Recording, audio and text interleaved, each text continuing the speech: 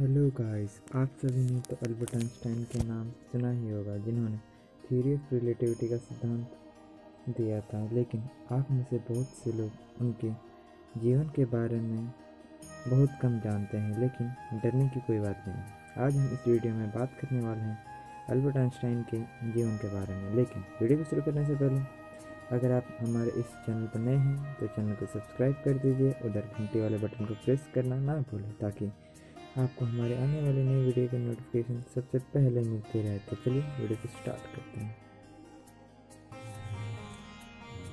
Albert Einstein का जन्म 14 मार्च सन 1879 को जर्मनी के उल्क नामक छोटे से कस्बे में हुआ था। उनके पिता का नाम हर्बर्ट आइंस्टाइन और माता का नाम पॉलिन था।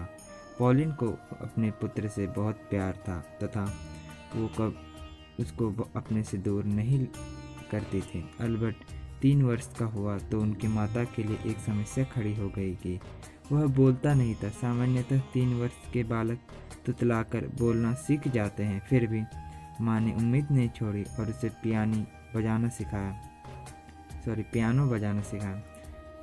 बचपन में अल्बर्ट शांत स्वभाव का और शर्मीला बच्चा था और उसका कोई मित्र नहीं था। वह अपने पड़ोस में रहने वाले बच्चों के साथ भी खेलना पसंद नहीं करता था। अल्बर्ट के माता पिता म्यूनिख रहने लगे। बच्चे म्यूनिख की सड़कों पर सेना की परेड को देखकर उनकी नकल उतारा करते थे, जबकि अल्बर्ट आइंस्टाइन सिपाहियों को देखते ही रोने लगता था। उस समय दूसरे सभी बच्चे बड़ा होकर सिपाही बनने की बात करते थे, लेकिन उनकी सिपाही बनने में कोई रुचि नहीं थी। अब अल्बर्ट 5 वर्ष का हो गया था और उसके जन्मदिन पर उसके माता पिता ने मैग्नेटिक कंपास उपहार में दिया, जिसे देखकर वह बहुत प्रसन्न हुआ था। उस समय मैग्नेटिक कंपास की सुई हमेशा उत्तर दिशा की तरफ रहती, तो उसके दिमाग में यह प्रश्न आते कि ऐसा कैसे और क्यों होता है। अल्बर्ट बचपन से पढ़ने लिखने में होशियार था, लेकिन शिक्षकों के साथ उसका तालमेल नहीं बैठता था, क्योंकि वह रटंत विद्या सिखाते थे। अल्बर्ट ईसाई नहीं था, यहूदी था, जिसके कारण स्कूल में ईसाई लड़के उसे परेशान करते थे। इसी वजह से उसके दिमाग में अकेलेपन की भावना आ गई थी। उसका बचपन में एक ही मित्र बना था, जिसका नाम था मैक्स टेमले था, जिसे वो अपने मन की बातें बताता था और तर्कसंगत प्रश्न करता रहता था। एक दिन अल्बर्ट ने मैक्स से पूछा, ये ब्रह्मांड कैसे काम करता है? इसका उत्तर मैक्स के पास नहीं था। इस तरह बचपन से उसका भौतिकी में बहुत रुचि रही थी।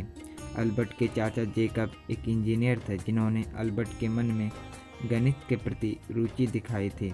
उन्होंने उसे सिखाया था कि जब भी बीजगणित में कुछ अज्ञात वस्तु को ढूंढना चाहते हैं तो उसे बीजगणित में x मान लेते हैं और तब तक ढूंढते रहते हैं जब तक कि पता नहीं लगा लेते।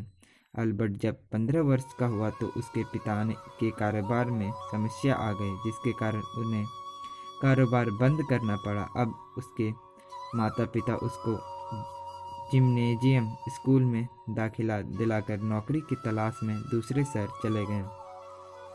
अब माता पिता के जाने के बाद अल्बर्ट उदास रहने लगा और उसका पढ़ाई में ध्यान नहीं लगा, इसीलिए वह भी अपने परिवार के पास इटली चला गया।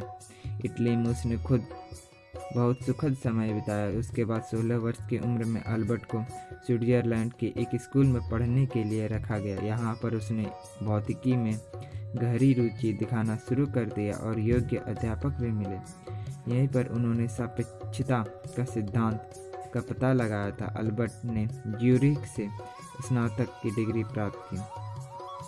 स्नातक की डिग्री लेने के बाद उन्होंने विद्यार्थियों को पढ़ाने के बारे में विचार किया, लेकिन अल्बर्ट के अधिक ज्ञान की वजह से प्रारंभ में उन्हें कोई नौकरी नहीं मिली।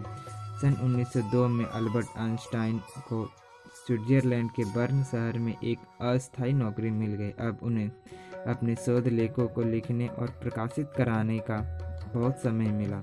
उन्होंने डॉक्टरेट की डिग्री प्राप्त करने के लिए मेहनत करना शुरू कर दिया और अंत में उन्हें डॉक्टरेट की उपाधि मिल ही गई।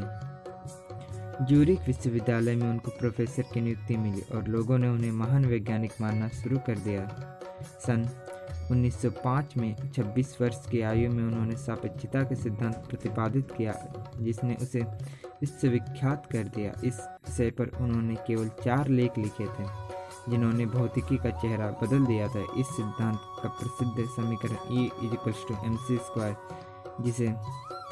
जिसके कारण ही परमाणु शक्ति प्राप्त हो सकी, इसी के कारण इलेक्ट्रिक आई की बुनियाद रखी गई, इसी के कारण ध्वनि, चलचित्र और टीवी पर शोध हो सके। आइंस्टाइन को अपनी इसी खोज के लिए विश्व प्रसिद्ध नोबेल पुरस्कार मिला था। सारा संसार आइंस्टाइन की प्रशंसा करने लगा और जगह जगह पर समारोह आयोजित किए जाने लगे।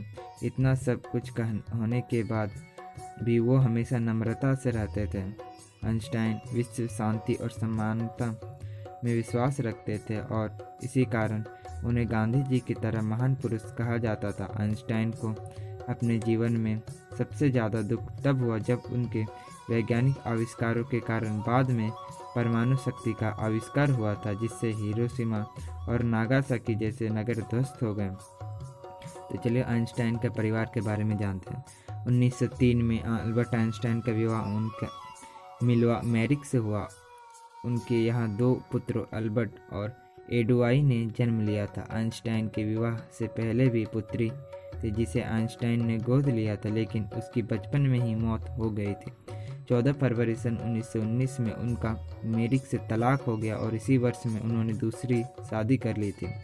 उसकी दूसरी पत्नी का नाम एल्सा था, लेकिन वह भी 1936 में चल बसी। वैसे भी उनकी पारिवारिक जीवन में रुचि कम थी और उनका ज़्यादातर समय अपनी वैज्ञानिक खोजों में लगाते थे। 18 अप्रैल 1955 में महान वैज्ञानिक अल्बर्ट आइंस्टाइन की अमेरिका के न्यू जर्सी शहर में मृत्यु हो गई। वह अपने जीवन एक अंत तक कार्य करते रहे और मानवता की भलाई में उन्होंने अपना जीवन समर्पित कर दिया। इतना सब होने के बाद भी वो किसी के घनिष्ठ मित्र नहीं बन सके, क्योंकि उनका लक्ष्य हमेशा सृष्टि को जानने का रहा था।